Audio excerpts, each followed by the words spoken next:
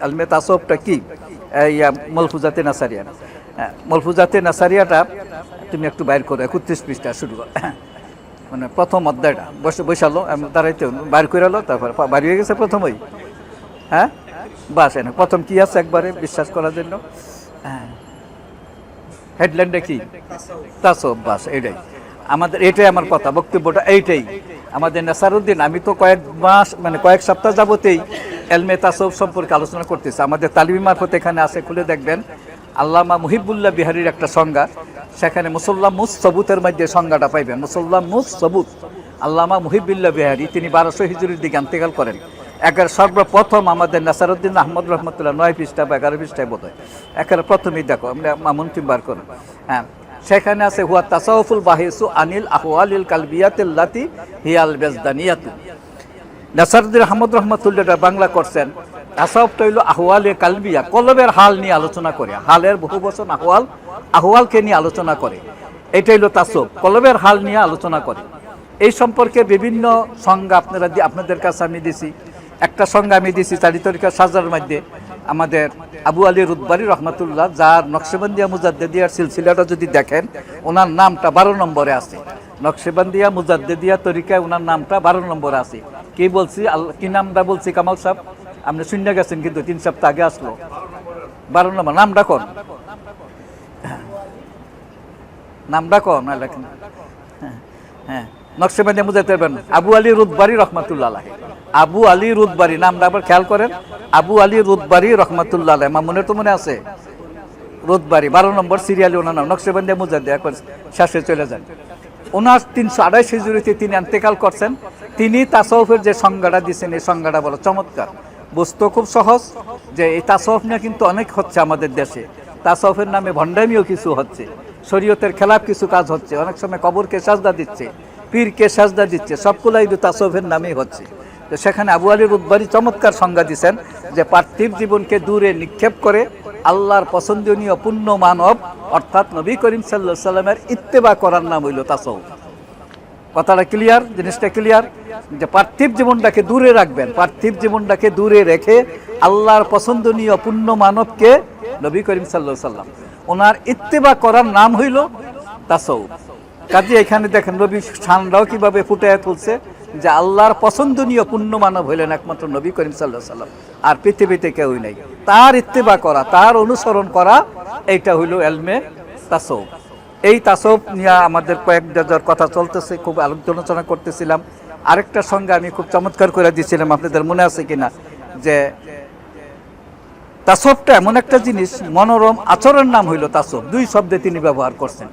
এই সংজ্ঞাটা যিনি দিয়েছেন তিনি আবু আলী কাজিনী রহমাতুল্লাহ, আবু আলী কাজিনী। এই তাসাউফ সম্পর্কে প্রথম শুরুই করছেন আমাদের তালিমে মারফতের মধ্যে আমাদের নাসারউদ্দিন আহমদ রহমতুল্লাহ তাসাউফ থেকে। এই তাসাউফটা কি ব্যাখ্যা কি দিচ্ছেন, তারপরে ফতুয়া স্বামীর একটা সংজ্ঞা উড়াইছেন 24 পৃষ্ঠার মধ্যে। এলমুল কালব, এলমুল আখলাক, এই আখলাকটা চমৎকার আখলাক হইতে হইব, এই কথাটাই বলছেন আবু আলী কাজিনী রহমতুল্লাহ, যে তাসাউফের অধিকারী যিনি হবেন, তার আখলাকটা চমৎকার হইতে হইবে, খুব মনোরম আচরণের অধিকারী হইতে হবে। এটা তাসাউফ বুঝাইছে। এরপরে ইমাম গাজ্জালী রহমতুল্লাহ, আপনারা বাইরের থেকে অনেক বইগুলা খুব পড়াশোনা করেন না লোক, বাইরে বইটা সংগ্রহ করবেন।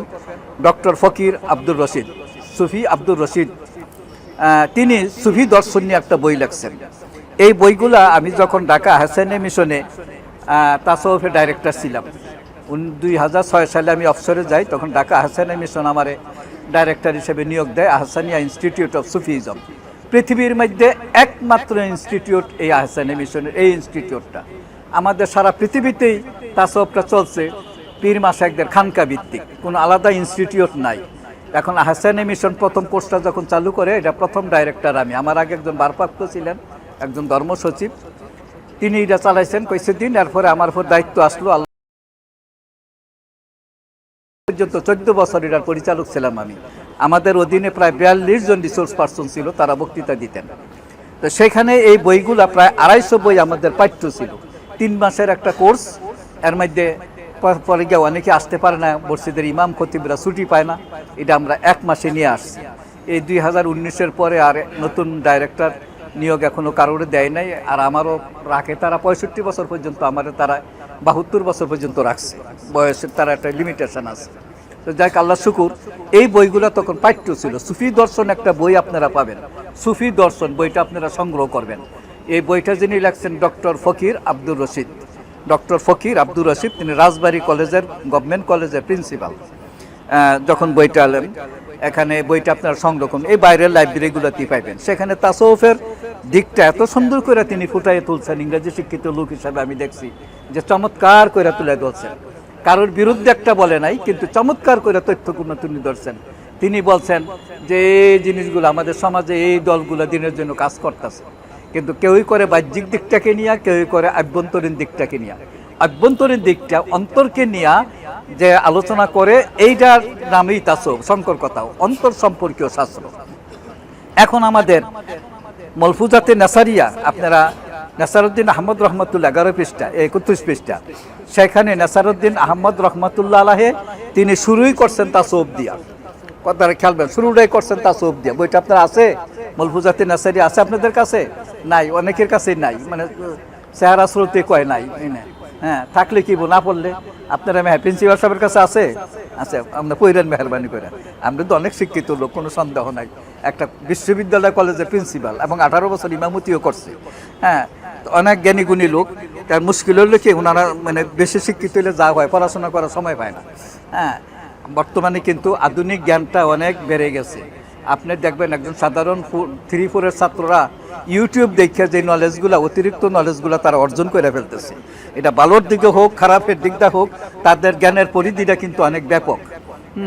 এখন আপনি যদি এটা না জানেন, তাহলে কিন্তু মানে অদূর ভবিষ্যতে সামাল দিতে পারবেন না। এই সুর দইরা ওয়াজ কইরা, গলা টান্না ওয়াজ কইরা তাদের অন্তরে এটা ঢুকতে পারবেন না। একটা গ্রুপ কিন্তু তাদের অন্তরে ঢুকে পড়ছে, সুর দেয় না, টানে না, কিছু না, বদ আকিদাগুলা ছোট্ট ছোট্ট ভাষায় এমনভাবে বলে যে মনে হয় তাদেরটাই ঠিক।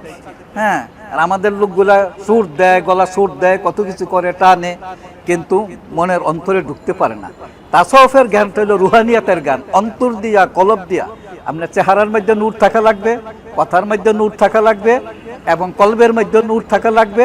যা কালকে যে আলোচনাটা করবেন, আজকে রাতেই এটা তাহাজ্জুদের সময় আল্লাহর দরবারে বলতে হবে, আল্লাহ নিয়ে আলোচনাটা কবুল যা বলবো, আমার এটা কবুল করার ব্যবস্থা করে নিয়ে। তাসাউফপন্থী যারা, তারা যেমন আমাদের হুজুরের ওয়াজ দেখেন, হুজুর কিন্তু একটাও নতুন কথা কয় না। আমি হুজুরের 90 সাল থেকে দেখতেছি দায়িত্ব নেওয়ার পরে, এই 32 বছর যাবত কোনো নতুন কথা কয় না। স্বাভাবিকভাবে কয়টা কথা বলে, এই এরপরে যখন বলে যে আপনারা কে কে দাঁড়িয়ে রাখবেন, দেখবেন 50, 60, 100, 200 লোক দাঁড়িয়ে যেতেছে। আর সারাদিন ওয়াজ করেও এই কয়টা কথা আমল না, তাহলে এটা কুজা বলো। এটার মধ্যে একটা রুহানিয়াত আছে, একটা রুহের খোরাক আছে। এই শক্তিটা কিসের দ্বারা অর্জন করছে? তাসাউফের দ্বারা। হাফিজ ইবনুল কাইয়িম, যে কথাটা আমি বলতেছিলাম, হাফিজ ইবনুল কাইয়িম মনে আছে আপনাদের? তিনি জিকিরের 100টা উপকারিতা বলছেন। আল ওয়াবিলুস সাইয়্যিব কিতাবের মধ্যে জিকিরের 100টা উপকারা হাফিজ ইবনুল কাইয়িম। ইবনে কাসির রহমাতুল্লাহ তার খুব প্রশংসা করছেন। কেউ কেউ বলছেন তিনি ওহাবি, কিন্তু আমার দৃষ্টিতে ওহাবি বললে প্রমাণ হয় না। আমি খুব ঘাটাঘাটি করতেছি এই নিয়ে। হ্যাঁ, রেফারেন্স দেয়, আমরাও দিতেছি রেফারেন্স, মাওলানা জাকারিয়া সাহেব রেফারেন্স দিতেছে, আমরাও রেফারেন্স দিতেছি। এই হাফিজ ইবনুল কাইয়িম সম্পর্কে আমাদের সাসাব হুজুর কেবলা যে বইটা অনুবাদ করছেন, আমি পৃষ্ঠা নাম্বারটা ভুল বলছিলাম, 160, 59, 60, 61 এরকম দেখো। হ্যাঁ, হাফিজ ইবনুল কাইয়িমের সূচি ধরে বাইর করো। সেখানে এই গত সপ্তাহ আলোচনা করছি, তার আগের সপ্তাহ আমরা আলোচনা করছি, তাকে আল্লামা, ইমামুল আল্লামা, যত আল্লামা আছে তাদের ইমাম বলা হয় হাফিজ ইবনুল কাইয়িমকে। তিনি জিকিরের 100টা উপকারিতা বলছেন। তার মধ্যে অন্যতম একটা উপকারিতা হইল, তিনি গত সপ্তাহে আমরা আলোচনা করছি, জিকির কি করে মহাব্বতের দরজাটা খুলে দেয়। আল্লাহর মহাব্বতের দরজা খুলে দেয় জিকিরে। যখন আপনি বেশি বেশি করে জিকির করবেন, আল্লাহর মহাব্বতের দরজা আপনার খুলে যাবে।